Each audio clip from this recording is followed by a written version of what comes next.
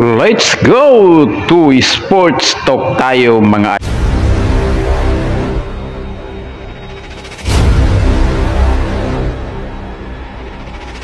ladies and gentlemen. Please make some noise for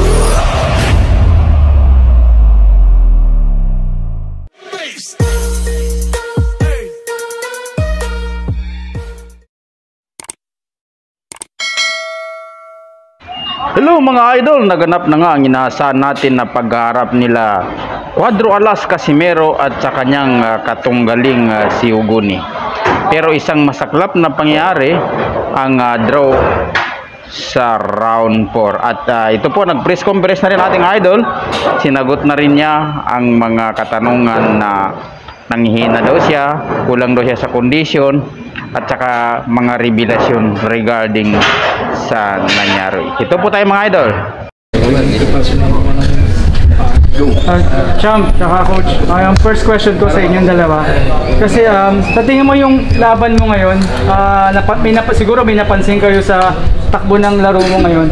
Sa tingin mo, ano yung difference, ano yung pwede mong baguhin sa susunod mong laban na sa tingin mong pwede mong gawing advantage tsaka yung disadvantage mo ngayon na napansin mo?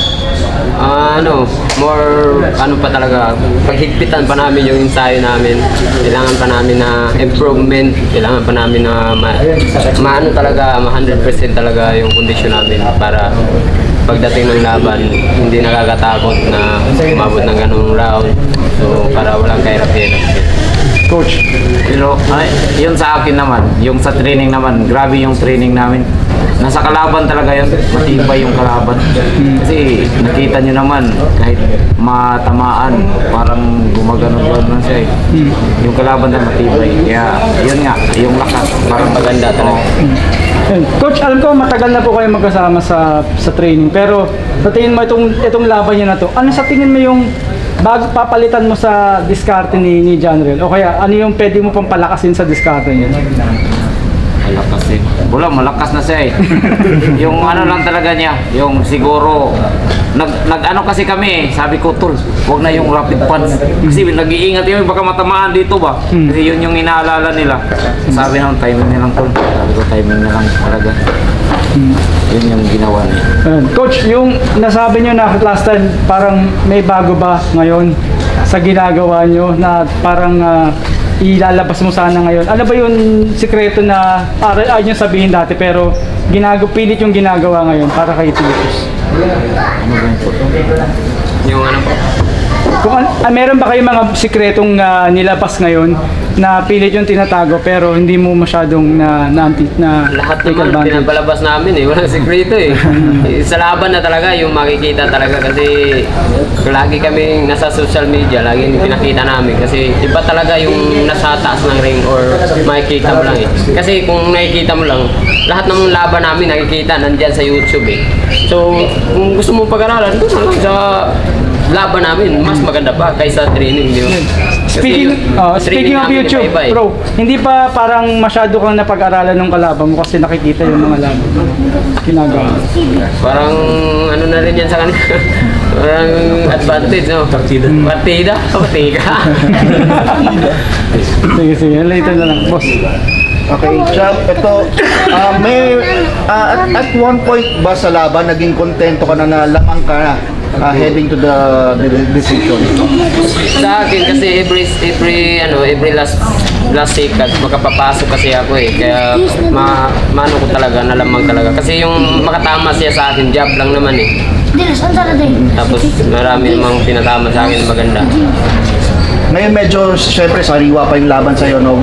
Without looking at yung tape ulit, ano yung pumapasok sa isip mo na sana ginawa mo para mas maaga pa sana na pauwi yung mga tao?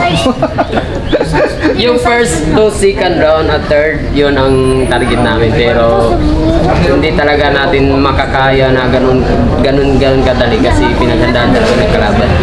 Malakas din, may galing at hindi din siya kumukumpiyansa. Okay, nung na-knockdown mo siya, nung round 6, sinabi mo ba sa sarili mo na alam ko na kung saan ko patatamaan? Oo, pero gusto ko naman siyang tapusin. Pero magka-counter kasi siya, nasa ilalim siya eh. Mahaba kasi yung ano niya, baka pag mamadaliin mo yun, matamaan ka, isang pagkakamali lang. Delikado din. May mga nagsasabi malaking factor daw yung nababatukan ka para mabawasan ka. Oo, meron talaga kasi pag matamaan ka dito, maano rin ka eh. May impact din eh. Kaya ingat lang talaga. As early as tonight, parang may mga mixed reactions dun sa ilabas sa scorecard. Sabi ng iba, dapat to mas tikid, or sabi ng iba, baka daw si Philips yung panalo doon. So what can you say about that when dun sa came out? Malayo na manalo siya kasi yung bagsak ko naman at saka yung mga early round, may mga maganda akong patama eh. Sa kanya, jab lang yung makatama sa kanya. Tapos sa akin, marami, 3. Dawan ng 3. Sa kanya, 1. Taplis lang. Sa akin, sulit talaga. Pero nung nanakaw mo siya, parang ayun yung turning point, nung ka naging confident na lamang ka na, or saka medyo naging kampante na? Isa na rin yung kampante na rin, pero kailangan mo talaga na lamang ka talaga sa score.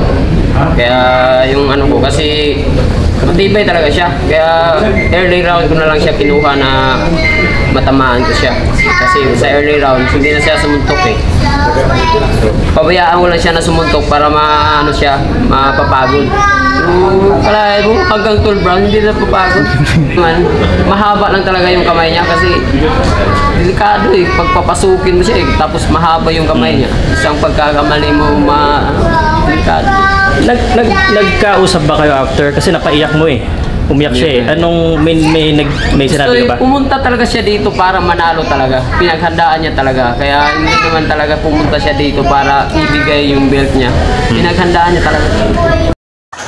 Ayan po mga idol, sinagot na po ng ating Quadro Alas ng lahat ng kasagutan niyo. And don't forget to subscribe and pakipindot na rin po ang notification bell para ma-update ko kayo sa next na update. Maraming salamat po.